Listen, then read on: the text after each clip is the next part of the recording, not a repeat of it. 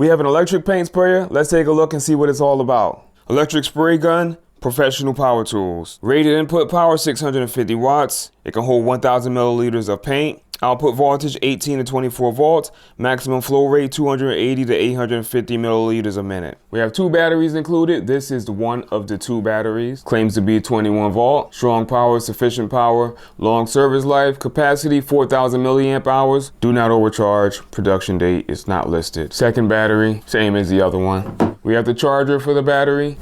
And right here, that's where you charge your battery at. We have the paint sprayer without the motor. We have the main part that makes the sprayer work. This is the motor. There's a motor in here, obviously, that pumps the paint out of the paint sprayer itself, the one that I just showed you. Not quite sure what that is. That might be the trigger to make it go. I don't know. We'll figure that out as we go along. We have a few paint screens.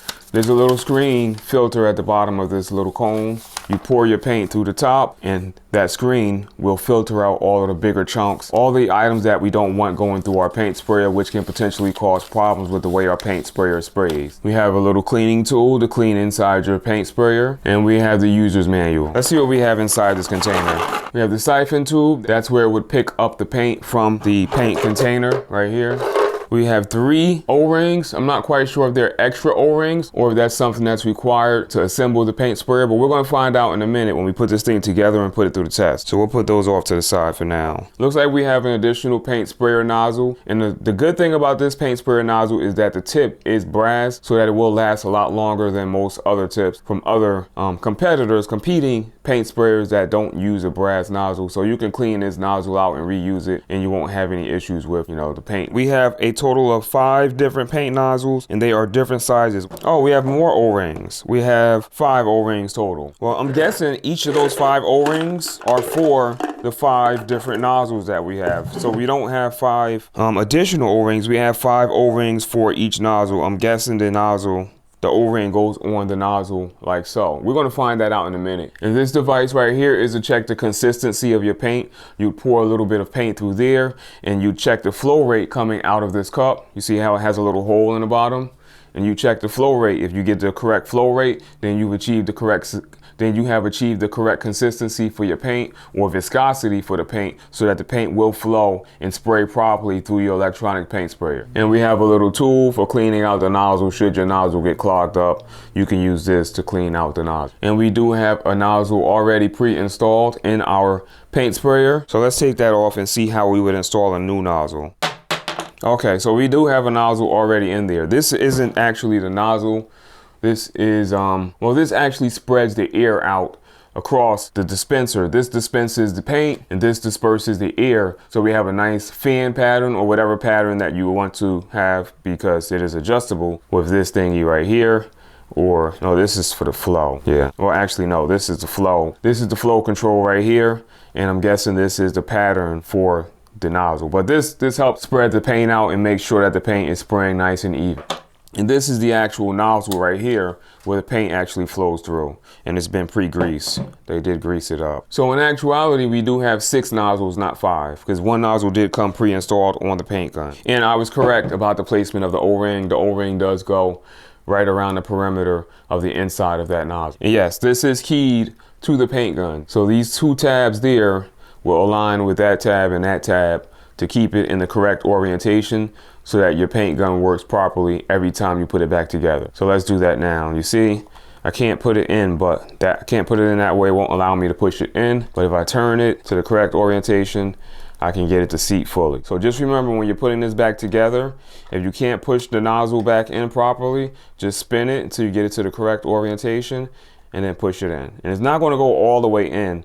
This thing right here, once we put this back on, this screw cap forces it back down and keeps everything nice and sealed. So if you wanted to, depending on the type of flow you want or the type of pattern you want, you can loosen this, turn that, and tighten it back down. And this may give you a flat pattern like that, but if you turn it the other direction, you can get a flat fan pattern like this, if that makes any sense. All right, so let's put the motor onto the paint sprayer. It does not look complicated. It looks like we just twist it into place like so. Look at that, first try, real easy. Easy peasy, lemon squeezy. How do we release it? Just like that. Okay, so to release our motor, pull that back, twist it to the left. Lefty loosey, righty tighty.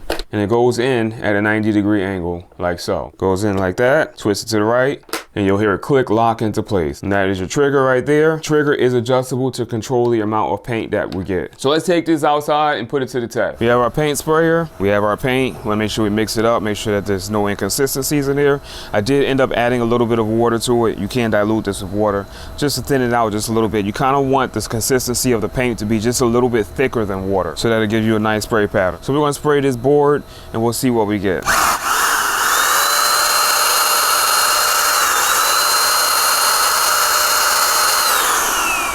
All right, so that's not working out so great. It is spraying, it's doing what it's supposed to do, but let's give it a little bit more flow. So to give it more flow, because we don't have enough flow. We have enough air, but we don't have enough flow coming out of the nozzle. So we're gonna turn this knob that way a little bit, see what we get.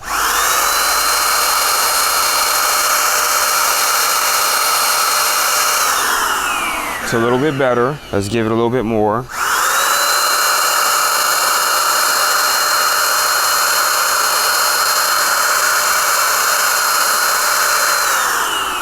We're almost there. Give it some more. Let's just max it out. Let's just go for it. I think that's full flow. Let's see what we got.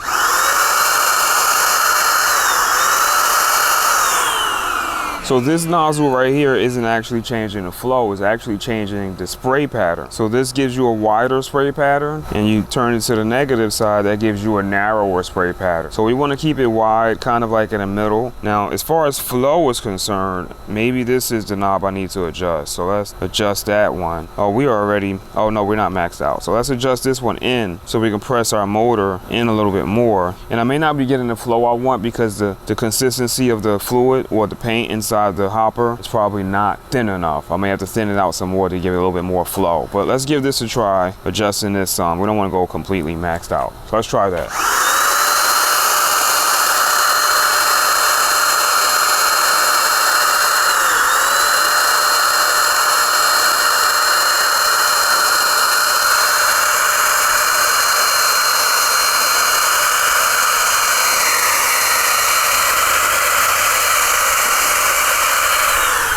It's actually working pretty good this time. I bet I can do better if I adjust the viscosity of the paint. I can definitely do better and get more flow. Let's try it all the way in, see if we can get more flow out of it. Make our fan pattern a little bit bigger.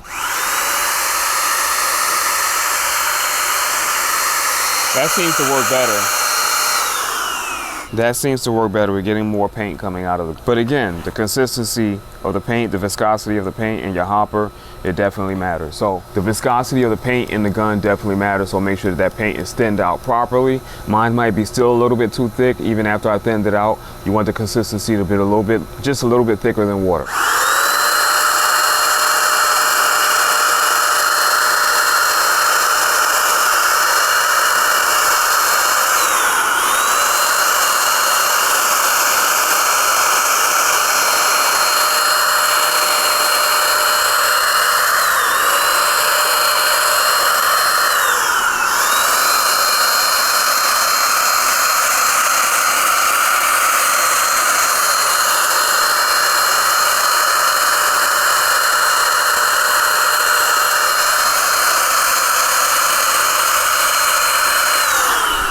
Not only that, you can put the bigger nozzle on. I bet you if I change the nozzle to the bigger nozzle, I definitely get more flow. But I'm happy with the way this is coming out right now. I have a lot of control with it. With the low flow, this gives me a lot of control. If you're just getting used to the gun, start off with a smaller nozzle so that you have really good control and you don't have to worry about, getting paint everywhere. The flow of this paint is really good. The control is fantastic. As you can see, I'm not getting it over there on the side of the house. This is the actual house right there. Up there, that's the house. I'm not getting any paint up there. It's exactly where I want the paint to be. You can knock out a painting job real quick. You can paint your entire room probably in an hour doing this thing, using this electric paint spray. Highly, highly recommend this paint. Let me get in a little lizard on the camera. Get out of here, lizard. All right, I got him off. The little gecko lizard. So as I was saying, this electric paint sprayer is much better than I expected it to be. Honestly, I didn't really have high hopes for this paint sprayer, but it's exceeded my hopes. It has exceeded my expectations from this paint sprayer. You won't be disappointed. I guarantee you will not be disappointed. This is a fantastic value. You will not be disappointed with this electric paint sprayer. I highly, highly suggest that you pick one of these up.